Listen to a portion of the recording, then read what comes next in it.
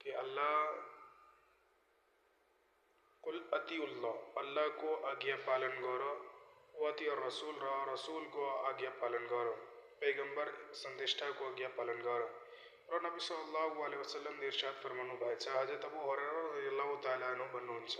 रसूल सल्लल्लाहु अलैहि वसल्लमले भन्नुभयो, कुल्लु उम्मती यदखुलूनल जन्नत इल्ला मन अबा, मेरो उम्मत, मेरो जमात, मेरो अनुयायीहरू, मेरो उम्मतमा रहेका हरेक व्यक्ति जन्नतमा जानेछ, इल्ला मन अबा, जसले जन्नतमा जानुबाट स्वीकार गरेन, इन्कार गर्यो, त्यो जन्नतमा जानेवाला छैन। कालू या रसूलुल्लाह सल्लल्लाहु अलैहि वसल्लम वमन या अबा, सहाबी रदियल्लाहु ताला अन्हुले भन्नुभयो, सोध्नुभयो, या रसूलुल्लाह सल्लल्लाहु अलैहि वसल्लम, ए अल्लाहको अन्तिम सन्देष्टा, त्यो को हो,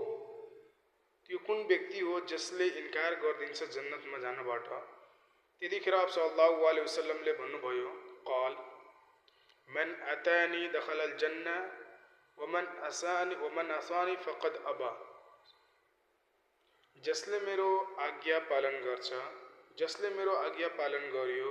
त्यो जन्नतमा जानेछ, स्वर्गमा जानेछ, र जसले मेरो अनाज्ञा गर्यो, मेरो आज्ञा पालन गरेन, मैले भनेको कुरा मानेन, मैले ल्याएको शरीयतलाई, ऐनलाई, कानुनलाई, दस्तुरलाई फलो गरेन, त्यसलाई मानेन, त्यो जन्नतमा, स्वर्गमा जानबाट अस्वीकार गरेको छ। यस